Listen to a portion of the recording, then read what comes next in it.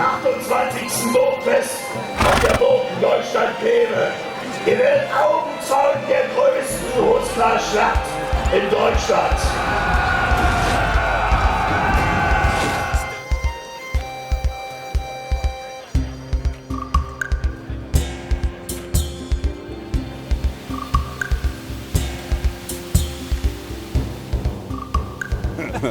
Seid mir gegrüßt, befreundete Scharen, die mir zur Seebegleiter waren. Zum guten Zeichen nehme ich euch, mein Los ist es den euren gleich. Von fern her kommen wir gezogen und flehen um ein wirtlich Dach. Sei uns der Gastliche gewogen, der von dem Fremdling wehrt die Schmach. Mein Name ist Kelle, Kelle Isengrin Strongo. Für diese Veranstaltung bin ich die Stimme von Neustadt-Kleve mit einer ziemlich markanten, lauten Stimme. Willkommen, ihr Kämpfer, willkommen, ihr Streiter! Volk von Neustadt-Kleve und Gäste der Boot, seid willkommen! Und somit ist offiziell unser 28. Burgfest in Neustadt-Kleve eröffnet. Viel Spaß, schön, dass ihr da seid.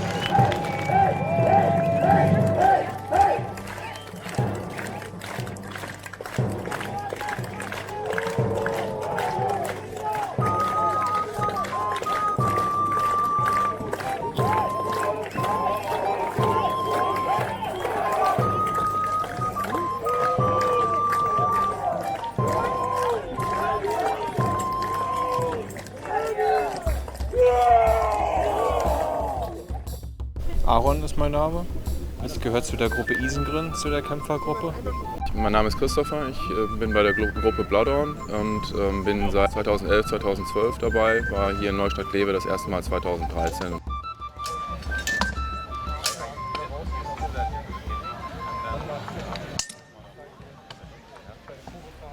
Ich heiße Jonas Mahnke. Ich bin sozusagen allein unterwegs, also ich habe keine feste Gruppe. Ich lager mal hier, mal dort mit den Leuten und ja, bei Freunden. Darstellungstechnisch bin ich im Bereich Birker, Ruß, 800 bis 900 ungefähr.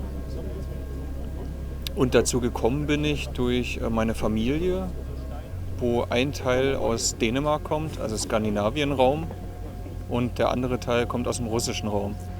Sowas, so eine angelegte Rolle oder sowas habe ich nicht und ich habe auch nicht das Gefühl, dass wir jetzt hier plötzlich keine modernen Menschen mehr sind, nur weil wir eben in diesen Klamotten rumlaufen und im Zelt schlafen.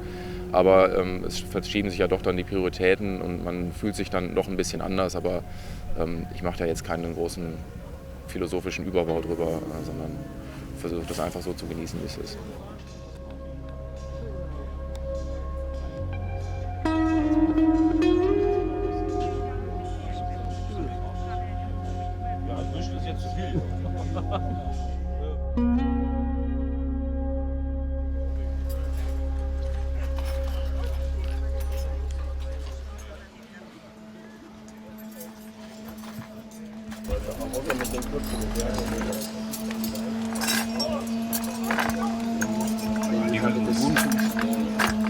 Yeah, Berserk Turtle Fight, I also wear it.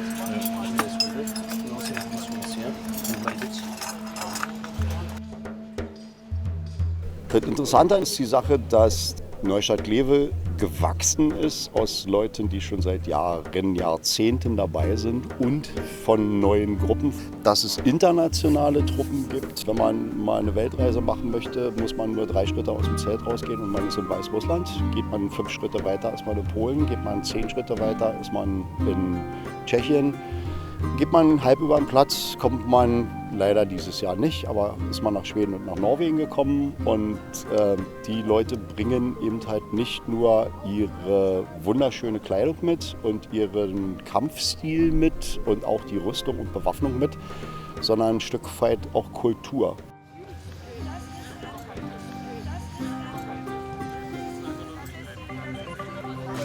Den Becher hier, in Lintormrohe, ja, den haben die da rausgebuddelt und so gefunden, wie er hier steht. Also er steht hier, wie er dort in der Vitrine steht. Alles, was ihr hier seht, ist so gefunden, so in Scherben teilweise gefunden. Größtenteils wirklich so, wie es hier steht, in der Lage, in der Form entdeckt.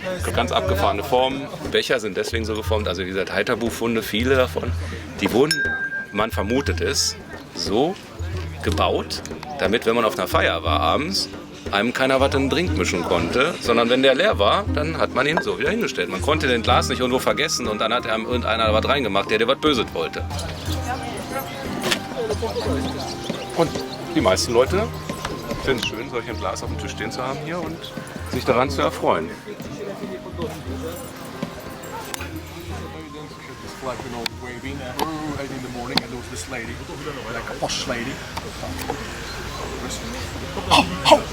How can you drink so early in the day? Oh, I don't know. I started yesterday. It's like true story.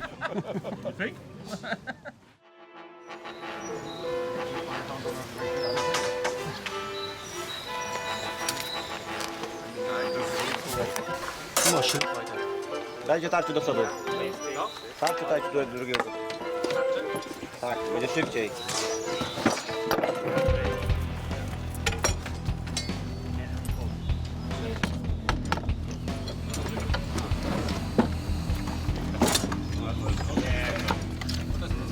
Jedną sama nie sprawdzała.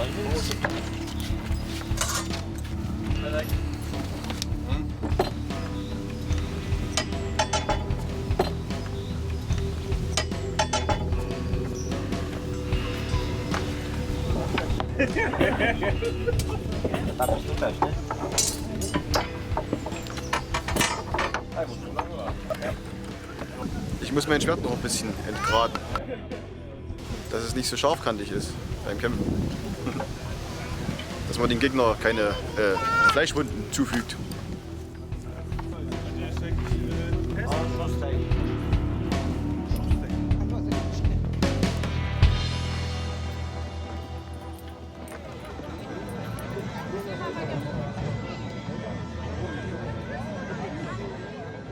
Am Freitag findet traditionell das Vortanzen, wie es bei uns so lapidar heißt, das Vorfechten statt.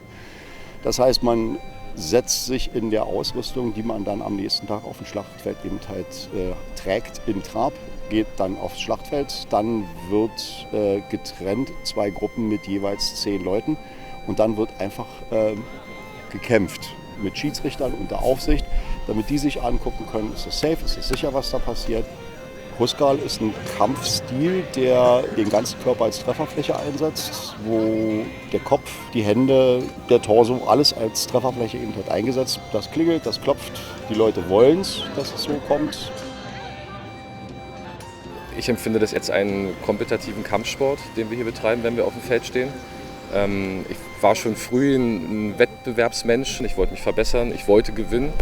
Ich möchte mir da meinen Namen selber aufbauen und ich habe dann auch eine Motivation gefunden. Jedes Mal, wenn ich irgendwo getroffen werde, wenn ich irgendwas nicht gut gemacht habe, dann habe ich darüber nachgedacht, wollte das für mich selbst verbessern, um mir auch selbst vielleicht ein bisschen was zu beweisen und das auf das für mich möglichst hohe Level zu treiben. Ja.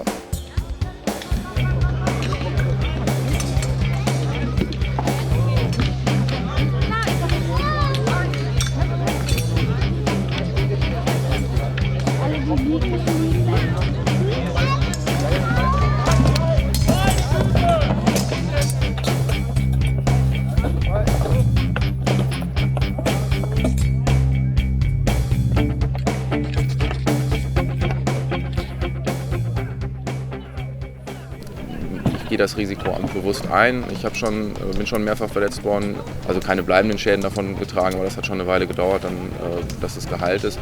Das kann immer mal passieren, dass es da einen Einschlag gibt, aber das ist genau wie bei jedem anderen Sport oder bei den meisten anderen Sportarten, ob das Fußball ist oder Kontaktsportarten oder Motorradfahren oder sowas, ist ein gewisses Risiko ist immer dabei und unterm Strich ist es nicht gefährlicher als eine andere Kontaktsportart.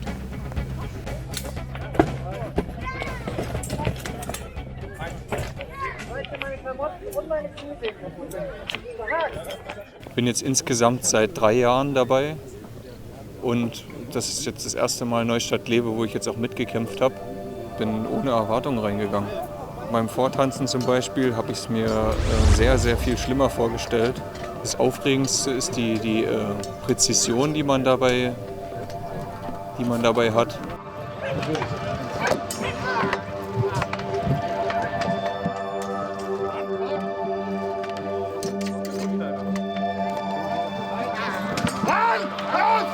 gerade wenn man Anfänger ist, man ist noch nicht lange dabei, lernt man halt auch so unglaublich viele Leute kennen.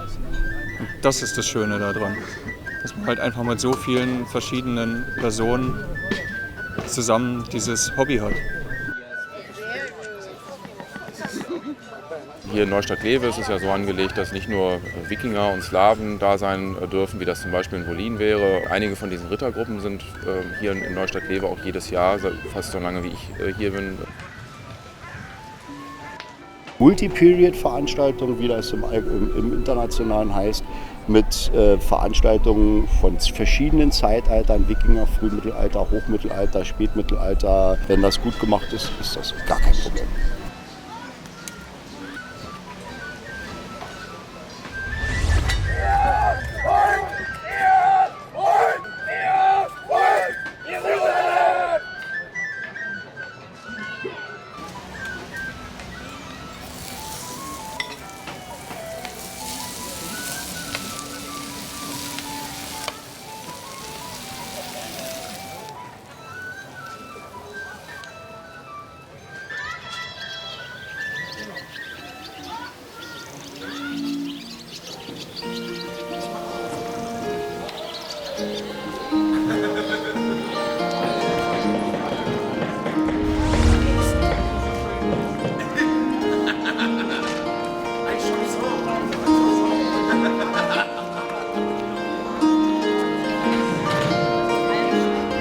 Ich hab den richtigen Schmuck für dich. Was außergewöhnlich machen. Hört ihr Leute und lasst euch sagen, darf sein Hirn auch bei sich tragen. Doch auf so manchem Mittelalterfest wird man Sprüche von Besuchern, die geben dir den Rest. Dumm, dumm, dumm, dumm, dumm, dumm, dumm, sowas von dumm, dumm, dumm. Dumm, dumm, dumm, dumm, sowas von dumm, dumm, dumm. Eine Mutter mit 2 Kindern macht ein ernstes Gesicht, so als ob sie einen Enthüllungsskandal losbricht. Das ist doch alles fake, früher gab's gar kein Holz. Sie entblödet sich nicht, nein, sie ist auch noch stolz. Dumm, dumm, dumm, dumm, dumm, dumm, sowas von dumm, dumm, dumm, dumm, dumm, dumm. Mach voll. Damit ich voll werde.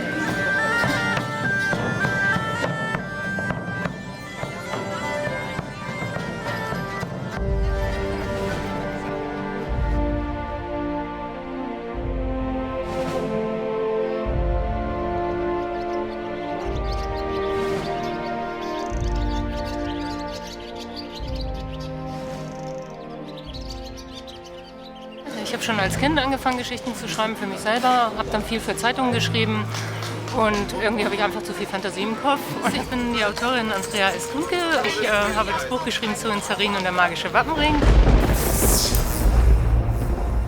Zoe lebt 1318 auf der Burg Falkenauge. Ihre Eltern sind verflucht und die möchte sie befreien. Und aufgrund einer Zeitreise trifft sie dann auf den jungen Zarin, der in unserer heutigen Zeit lebt. Und dann sind die Kinder auch gemeinsam in beiden Welten unterwegs und erleben die Abenteuer zusammen.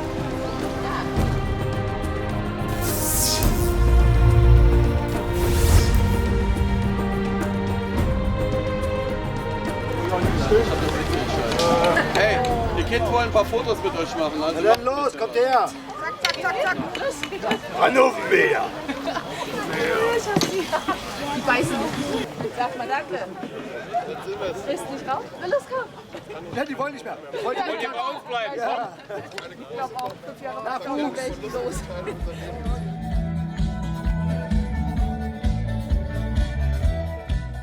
Das Schönste ist, wenn dann die Besucher raus sind, dann wird an den Lagerfeuern gesessen und wird gesungen. Selbstverständlich auch viel getrunken und sich, wenn es dann gar nicht anders geht, mit Händen und Füßen unterhalten. Und man findet immer etwas zu reden.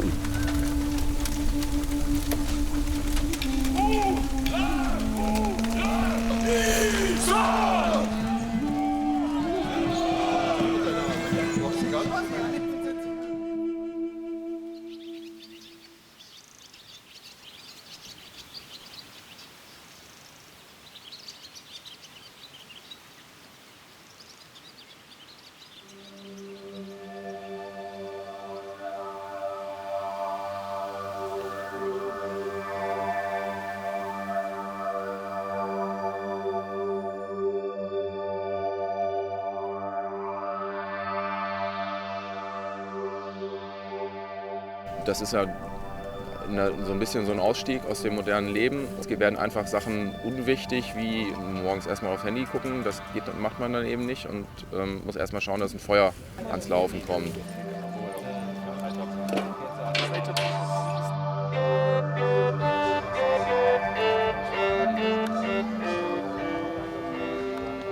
Das Faszinierende an diesem Wikinger-Reenactment, diesem ganzen Mittelalter, ist für mich dieses Ausbrechen aus dem Alltag. Ja? Also man hat ein Ventil für sich gefunden, um mal diesem ganzen Alltagsstress sozusagen zu entfliehen.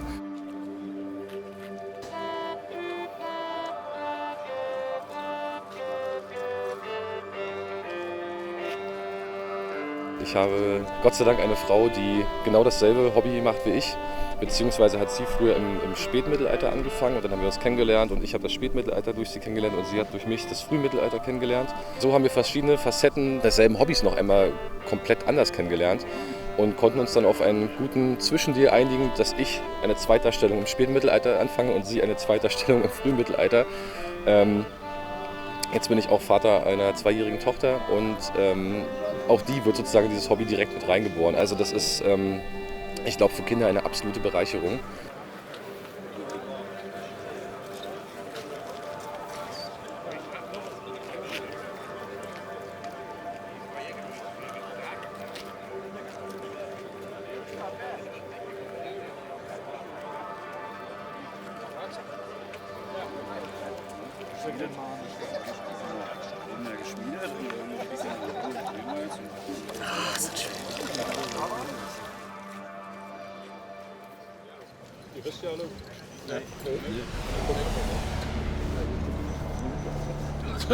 Yeah, I got the same. Yeah. What the fuck? Yeah. Oh, right.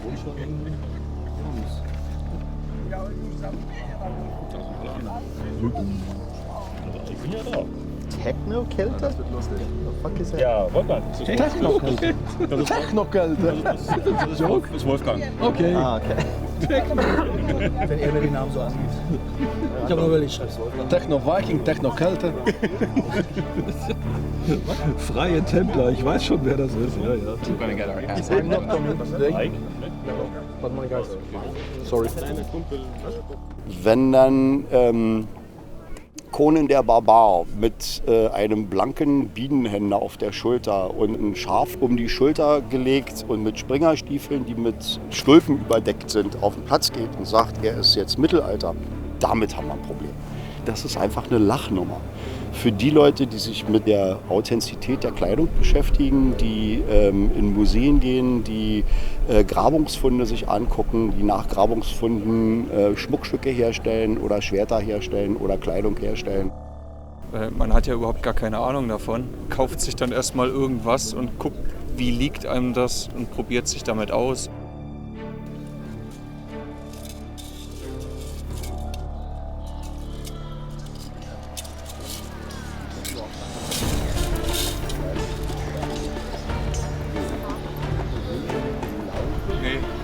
Den kriegst du nicht mehr raus.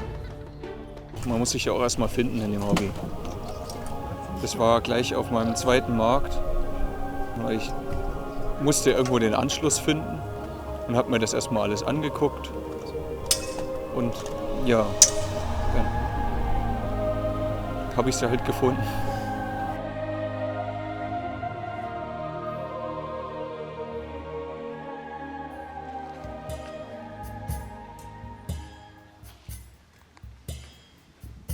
Also das ist schon wichtig. Ich fahre auch auf Museumsveranstaltungen und versuche eben alles so akkurat wie möglich zu betreiben. Was den Sport angeht, muss man aber dann auch immer sagen, es ist ein Sport. Unter den Pluderhosen oder diesen Jacken sind wir in der Regel Plastikprotektoren drunter, die man einfach braucht. Da muss man dann auch einfach Konzessionen machen. Und auch was die Rüstungen angeht, es gibt nicht so viele Funde aus dem frühen Mittelalter. Und da geht es aber doch einfach darum, dass wir ja am Montag auch alle irgendwie einigermaßen heile zur Arbeit müssen.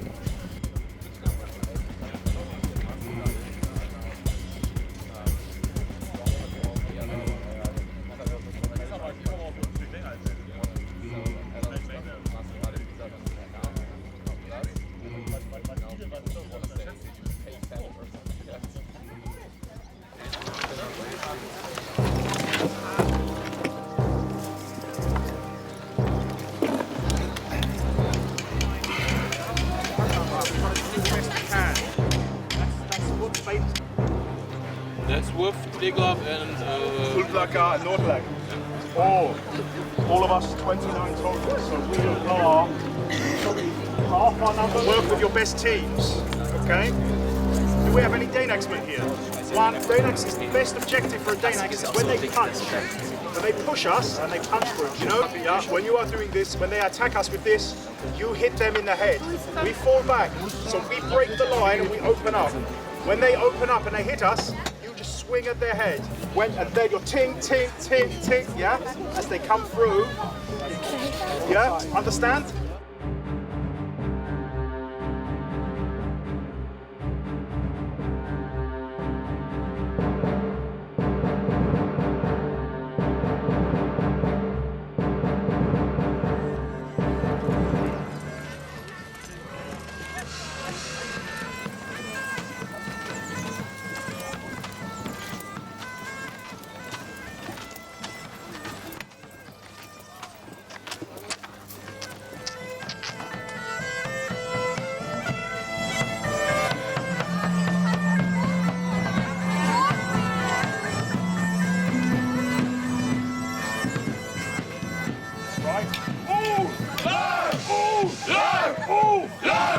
Guys, we're going to fucking do awesome. I'm so proud of you. Thank you for your hospitality. Thank you for your love. Thank you for your kinship. You're great people. You're my friends. You're my loved ones. You're my brothers. Bring it in.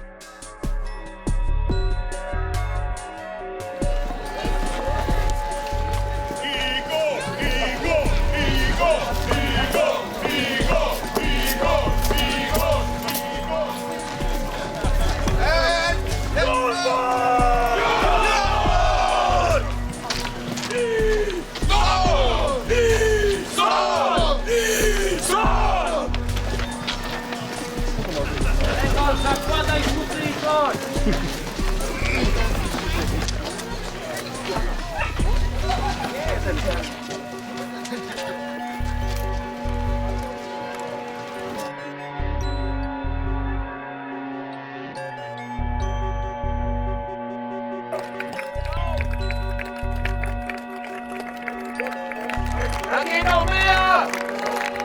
Jawohl!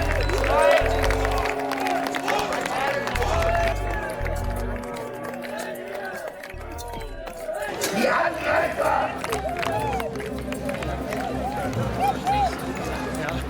Und das alles! Hey, hey, hey, hey, Applaus!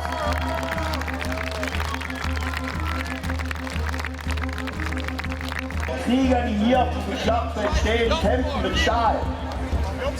Das kann gefährlich werden, aber es ist ein sportlicher Wettstreit, den beide Mannschaften durchführen und der Bessere wird gewinnen. Die Schlacht ist vorbei, wenn eine Seite vollständig vernichtet ist oder aber wenn das Baller fällt.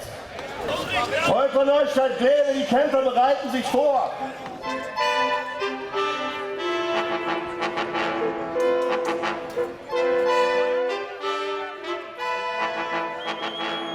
Jetzt dieses Jahr ist es relativ überschaubar, dadurch, dass relativ wenig Teilnehmer da sind. In den anderen Jahren steht man da mit 400 Mann und weiß in der Regel auch nicht, wie viele Leute vom Gegenüber noch übrig sind. Und man ist einfach unheimlich eng. Also man steht sehr, sehr gepresst, kann sehr schwierig nur arbeiten und muss aber gleichzeitig sehr schnell zum Beispiel fallende Kämpfer vorne in der Linie austauschen. Wechsel! Lanz, kommt rein! Und man hat wenig Möglichkeiten, zum Beispiel den Gegner zu umlaufen oder in irgendeiner anderen Weise Taktik zu betreiben, sondern muss einfach da stehen und aufpassen, dass man nicht getroffen wird.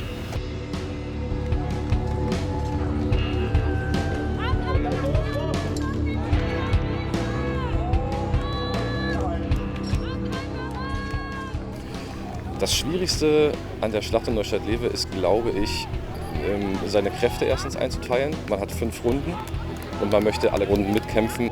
Wieder haben die Angreifer das feindliche Banner erobert. Und auch anständig und vernünftig kämpfen, ohne dass einem irgendwelche Fehler unterlaufen. Und das Zweite ist, glaube ich, den Überblick zu behalten. Desto größer das Schlachtfeld, desto mehr muss man schauen, was macht die rechte Flanke, was ist hinter mir los, sehe ich irgendwo einen Durchbruch kommen, was kann ich dagegen tun, wo kann ich mich mit meinen individuellen Fähigkeiten in diese Mannschaft, in diese Gruppe am besten einbinden, ohne jemanden zu stören, ohne jemanden seinen Raum zum Arbeiten zu nehmen.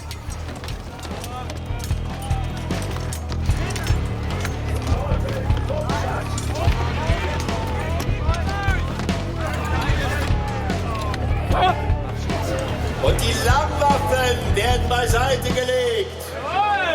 Für die nächste Runde. Jetzt geht's näher an den Feind. Ohne Speere.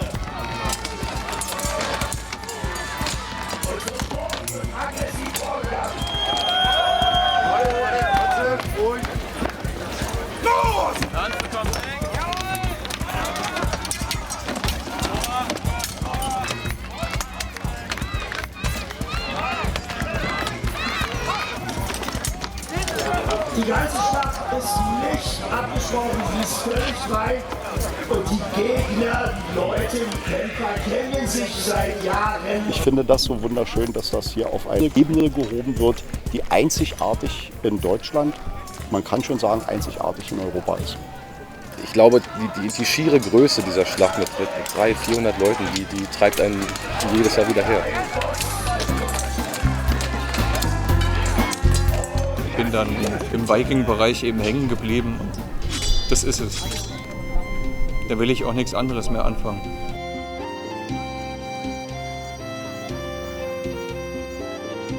Das ist als Gesamtpaket für ein Hobby ein super Hobby, weil man eben so theoretische Arbeit machen und sich irgendwelche Rekonstruktionen ausdenken. Man kann viel Handwerk machen und muss das letzten Endes dann irgendwann auch, weil es einfach auch nicht alles zu kaufen gibt. Man lernt ganz viele Leute kennen aus allen möglichen Ländern und man hat eben auch noch ein bisschen Sport dabei. Das macht schon ein sehr gutes Hobby draus.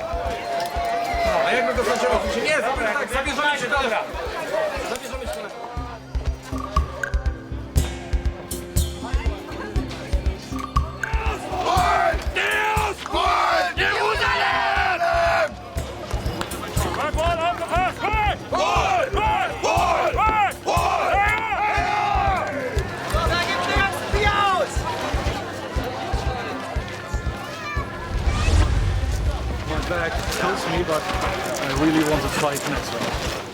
Yeah.